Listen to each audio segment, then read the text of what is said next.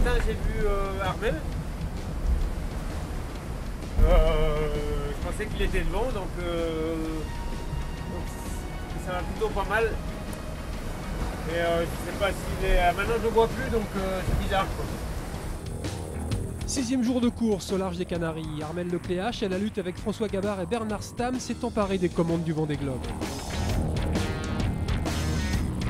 Au sortir d'un front particulièrement actif, l'ensemble de la flotte peut souffler et progresser en route directe vers l'équateur. Les contraintes d'une navigation inconfortable s'estompent peu à peu, à la faveur de conditions nettement plus agréables. Chez la plupart des concurrents, l'exigence de l'épreuve semble enfin se conjuguer avec le bonheur d'être en mer. On vient de passer les Canaries, on a demain les îles du Cap-Vert à portée. Bonne vitesse à bord du Mirabeau.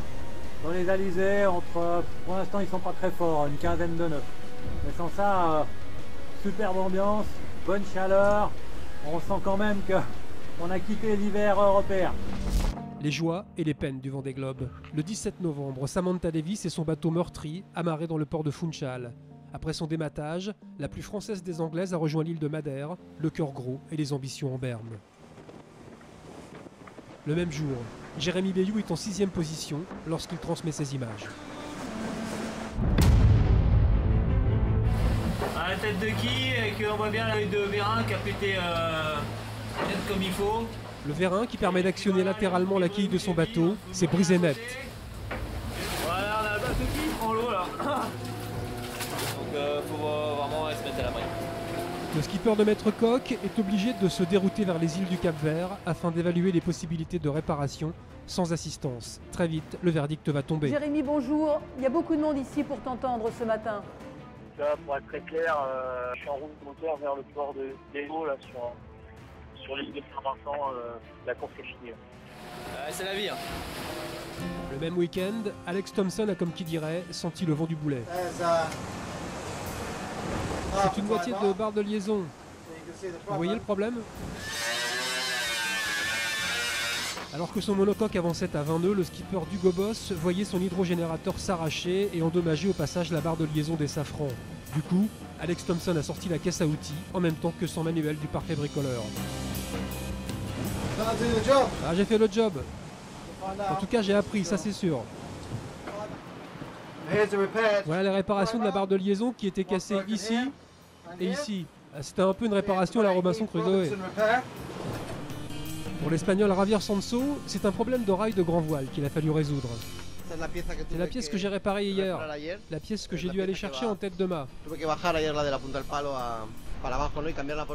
pas tout à fait la même, la nouvelle a été renforcée. On a perdu pas mal de place, mais j'espère pouvoir les récupérer. J'espère que je vais avoir de la chance, mais en tout cas je vais faire tout mon possible pour me rapprocher.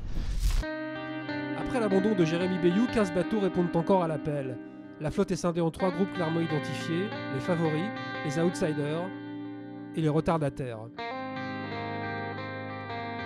Devant, c'est tout droit, plein sud. Pour la stratégie, on verra plus tard.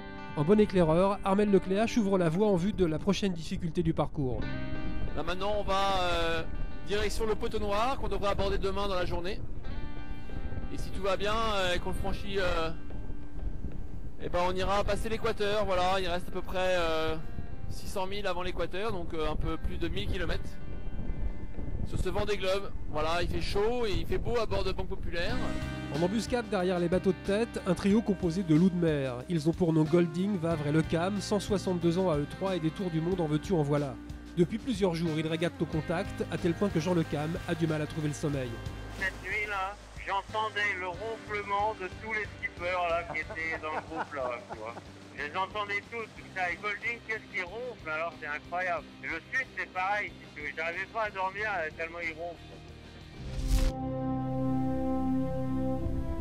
Bonjour tout le monde, à bord de PRB, et l'ambiance est chaude et lourde, et se profile devant nous le célèbre poteau noir. Le poteau noir, là où se rejoignent les alizés de l'hémisphère nord et ceux de l'hémisphère sud, formant une sorte de maelstrom climatique. Devant moi, un poteau noir plutôt étendu et plutôt actif. Donc ça va pas être simple. Et au 9e jour de course, il y a du monde qui tourne autour du pot, un poteau noir comme on en a rarement vu. Armel Lecléache, fatalement ralenti, est pris en chasse par 5 bateaux qui se livrent une incroyable bagarre aux allures de régate entre 3 bouées. On va voir, quelle horreur. C'est hyper dur, avec des grains jusqu'à 35 nœuds. C'est une superbe lutte, vraiment, dans une mer formée, voir les bateaux comme ça, se brouiller quelque part, c'est vraiment très beau. Ouais. Au plus fort de cette lutte extrêmement rapprochée, les 5 chasseurs se tiendront en moins de 3000. J'avais jamais vécu un poteau noir comme ça. La nuit dernière a été dantesque, hein, avec les grains dans tous les sens. J'ai commencé à voir le bout du tunnel. Je suis auprès dans quelque chose qui pourrait ressembler à un début d'Alizé. En queue de flotte, le poteau noir est encore loin. Michel Desjoyaux les aurait qualifiés de coubertinistes, comprenne qui pourra. Ils font la course mais n'ont pas vraiment la pression du résultat. N'empêche, leur détermination n'a d'égal que leur enthousiasme ou leur fantaisie. Et voilà, Team Plastique Souspi. Je suis à environ 260 000 du Cap-Vert. Grand voile haute, tout envoyé, et grand spi et tranquette. Le soleil, belles conditions de navigation. Et mention spéciale du jury à Alessandro Di Benedetto, qui filme les dauphins comme personne.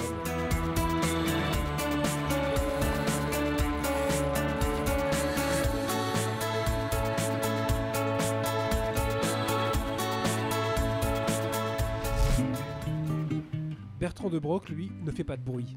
Souvenez-vous. Il est revenu au Sables d'Olonne suite à son avarie du départ. Après avoir effectué les réparations qui s'imposaient, il est reparti avec 13 heures de retard. Aujourd'hui, il poursuit son petit bonhomme de chemin et grignote les places au classement, doucement, mais sûrement. Je vois pas le temps passer, hein, je vois pas le temps passer, donc non mais c'est super quoi, mais j'aimerais bien être un petit peu plus dans la course devant, mais bon, la route est, comme on dit, elle est encore longue, et puis il va se passer plein de choses. Il reste encore 80 jours de navigation, donc j'ai encore le temps de me refaire la triste, comme on dit.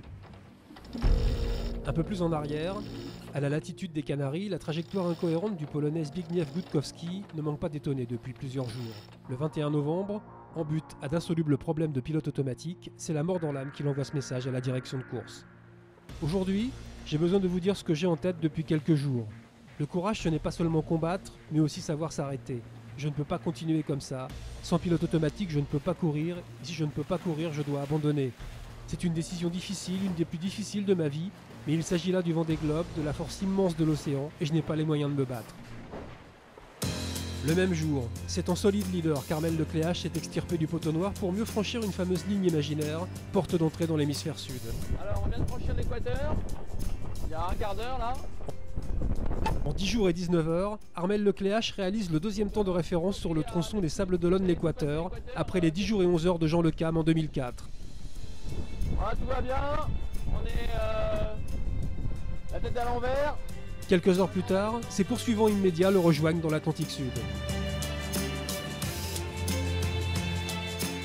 Bonjour mesdames et messieurs, nous voilà en direct sur Massif pour le passage du poteau noir. Pas le passage du poteau noir, il m'a marqué lui. Pour le passage de l'équateur. Et voilà, on a passé l'équateur avec Mister F. Auteur d'un remarquable début de course, Bernard Stamm a accroché le bon wagon malgré quelques petits problèmes.